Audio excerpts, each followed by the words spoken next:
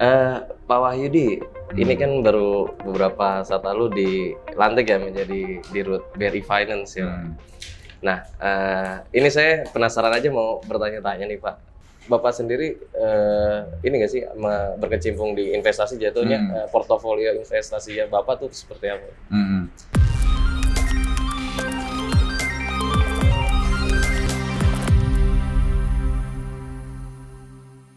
Terkait dengan perencanaan keuangan, kalau yang pasti saya harus ada namanya proteksi, sama ada namanya investasi, dan juga nanti untuk anak-anak kita. Jadi kalau proteksi ya saya punya asuransi, untuk asuransi untuk saya, untuk kemudian keluarga juga punya asuransi. Gitu.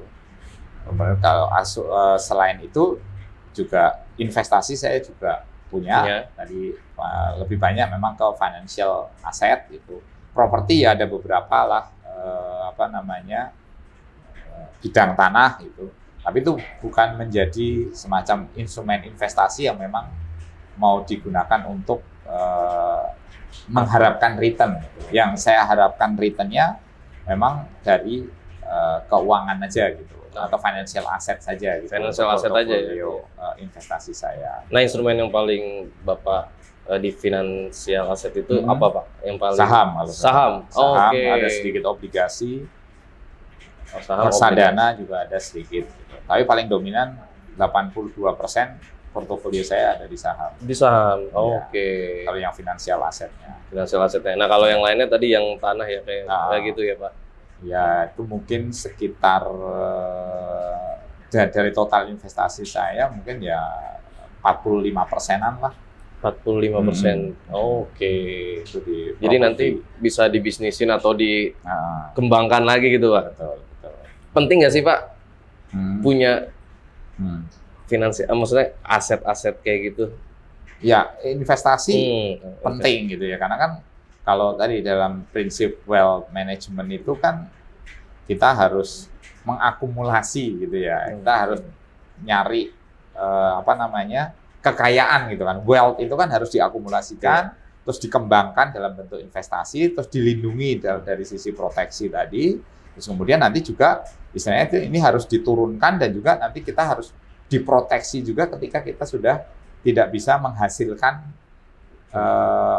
income dari yang kita kerjakan sekarang. Karena saya kan sekarang ini ibaratnya adalah orang yang bekerja gitu. Orang bekerja kan pasti ada masa pensiun gitu. Nah, ketika pensiun inilah saya juga harus nyiapin untuk pensiun ini gitu. Makanya saya juga punya produk-produk untuk retirement seperti DPLK. DPLK. Itu kan untuk pensiun nanti. Untuk pensiun, ya, dana pensiun. Iya. Itu termasuk komponen untuk retirement gitu kan, DPLK salah satunya. Kalau buat anak muda maksudnya penting nggak sih kayak saya nih Pak untuk berinvestasi seperti itu gitu? Penting banget. 3 hal tadi itu sangat penting gitu ya. Yang pertama adalah proteksi dari aset-aset kita atau dari diri kita kan harus kita proteksi itu. Makanya ada asuransi jiwa, asuransi kesehatan, terus kemudian asuransi aset yang lain. Gitu. Tapi jiwa kita sendiri ini harus kita asuransikan gitu. Karena kan kalau kita terjadi sesuatu yang meninggal, kan kita anak-anak kita atau istri kita itu nanti masih bisa melanjutkan kehidupannya gitu. Karena kalau kita nggak punya asuransi jiwa, ya begitu kita terjadi resiko kematian katakan, jadi anak-anak kita, keluarga kita gimana? Itu tanda tanya gimana? Kemudian yang investasi itu tujuannya ya tadi supaya kita punya kebebasan finansial lah gitu istilahnya. Jadi kan akan ada pendapatan atau passive income orang sebut kan kalau kita punya investasi gitu. Ya kayak contoh katakan kalau kita investasi di saham, kita dapat dividen setiap tahun rutin gitu, atau deposito dapat bunga rutin. Itu kan untuk income kita gitu kan. Kalau obligasi atau surat utang itu kita bisa dapat kupon. Ini kupon kan menjadi tambahan income kita gitu.